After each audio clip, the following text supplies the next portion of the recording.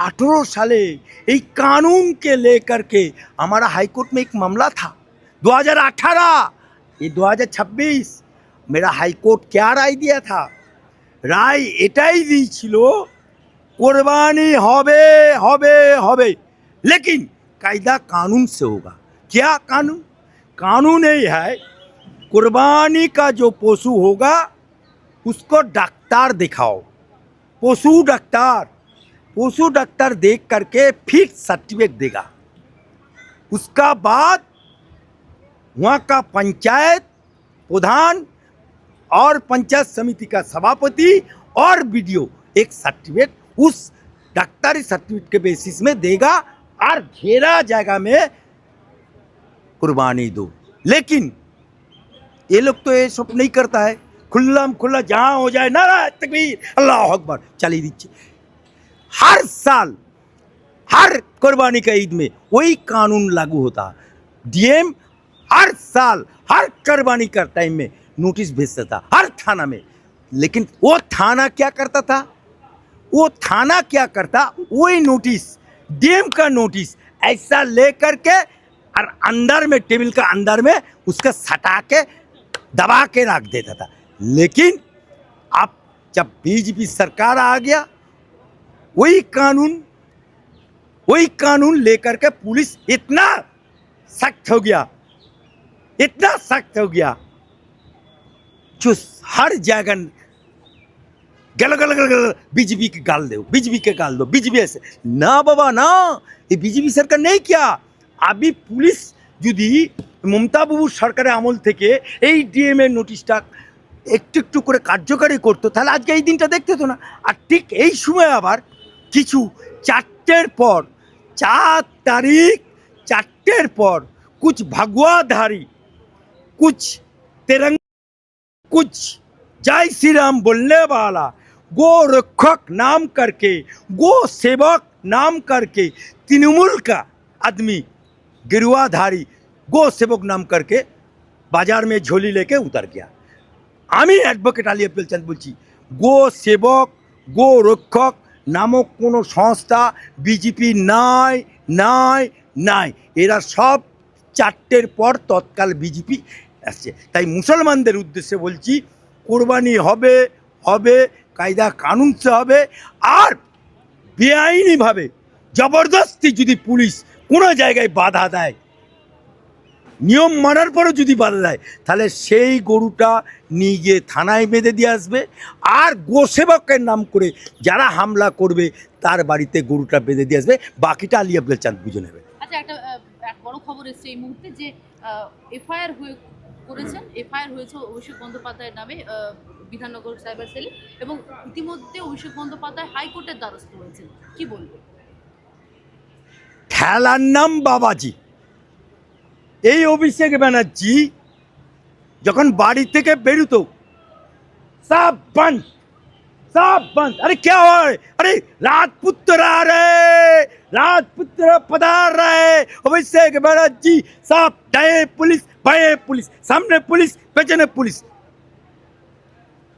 आप उसका इतना पुष्पा था जहांगीर खान, ये बोलते झुकेगा नहीं। आप उसका नाम पर कौन थाना में एफआईआर लेगा? তাই उसका ऑर्डर से একটা এক্সাম্পল দিচ্ছি। সাগরদিঘি থানা দামোস বিল বলে একটা বিল আছে 504 একর, সেখানে 104 একর হচ্ছে সরকারির, সেই আর বাকিটা জনসাধারণের 10,000 মানুষের রুজি। সেই 104 একর সরকার লিজ দিয়েছিল তৃণমূলের এক নেতা। সেই লিজ শেষ হয়ে গেছে, বছরের পর বছর সে পুরো 504 ভোগ দখল করে কাজ। সে হাইকোর্টে আসার পরে আমরা তাকে খারিজ করে দিলাম। তথাপি জনসাধারণ কোর্টের রায় পেয়েছে, মাছ ধরার রায়, তথাপি জঙ্গিপুরের এসডিপিও। দেখেন, রাজনীতি একটা জিনিস, সংসদীয় গণতন্ত্রে বিভিন্ন রাজনৈতিক দল যারা লড়াই করে, যারা বিরোধী পক্ষ থাকে, যারা সরকার থাকে, তারা ক্ষমতায় আসবে, একজন আসবে আর একজন যাবে, এটা সংসদীয় গণতন্ত্রের রীতি। কিন্তু প্রতিটি দেশে প্রতিটি সমাজের একটা ইটারনাল একটা ফিচার থাকে, একটা চিরন্তন বৈশিষ্ট্য থাকে। আমাদের ভারতবর্ষের ইটারনাল ফিচার যেটা, সেটা আমাদের কনস্টিটিউশনে বর্ণিত হয়েছে, ইউনিটি ইন ডাইভার্সিটি। এটা ভারতবর্ষের মাটি, ভারতবর্ষের প্রকৃতি, ভারতবর্ষের হাওয়া, ভারতবর্ষের জাতি সংস্কৃতি, ভারতবর্ষের মানুষ সব মিলে ভারতবর্ষ বিশ্বের এমন একটা দেশ, যে দেশে বিশ্বের সব দেশের বৈশিষ্ট্য, সব দেশের জাতিসত্তা, সব দেশের ভাষা, সব দেশের সংস্কৃতি এখানে বিদ্যমান। এবং এটা একদিন ধরে নেই, এটা হাজার হাজার বছর ধরে আছে। হ্যাঁ, সেই জন্য রবীন্দ্রনাথ বলেছিলেন যে দিবে আর নিবে মিলাবে মিলিবে যাবে না ফিরে, এই ভারতের মহামানবের সাগরতে। এটাই ভারতবর্ষ। তো কোনো একটা রাজনৈতিক দল, কোনো একটা গোষ্ঠী তাদের হুমকিতে, তাদের কিছু আচার আচরণে, তাদের কিছু কথায়, তাদের কিছু কর্মসূচিতে আমার মনে হয় ভারতবর্ষের এই বৈশিষ্ট্যকে খুব সহজে মুছে ফেলা যাবে। রাজনৈতিক পরিবর্তনে, রাজনীতির স্বার্থে কখনো ধর্মকে ইস্যু করা হয়, কখনো মন্দির মসজিদকে ইস্যু করা হয়, কখনো হিন্দু মুসলিম ইস্যু করা হয়, কখনো গরু কুরবানি, গোমাতা, গোহত্যা, গোরক্ষা ইত্যাদি, এগুলো সব রাজনৈতিক ইস্যু। এমনকি যারা এই রাজনীতিগুলো করছেন তারাও ডাইরেক্ট ইনডাইরেক্ট এটা স্বীকার করছেন, এটা তাদের রিলিজিয়ান নয়। কখনো রিলিজিয়ান এটা শেখায়নি যে বিভেদ, হিংসা, ঘৃণা এইগুলো দিয়ে রাজনীতি করার কোনো রিলিজিয়ান শেখায়নি। তো তারা রাজনীতির স্বার্থে বাবরি মসজিদ ধ্বংস করছে, আবার কেউ রাজনীতির স্বার্থে বাবরি মসজিদ তৈরি করার চেষ্টা করছে, এবং তিনি বিশ্বাস করছেন এই বাবরি মসজিদ তাকে মাইলেজ এনে দিয়েছে। এবং এই বাবরি মসজিদ তিনি প্রথম রাজনৈতিক দল তৈরি করেই তিনি দুটো এমএলএ তৈরি করতে পেরেছেন, একটা সাফল্য। মসজিদটাকে ইস্যু করে রাজনীতি করা হচ্ছে, তেমনি কোরবানিটাকে ইস্যু করে রাজনীতি করা হচ্ছে। এগুলো সবই ধ্বংসাত্মক প্রয়াস।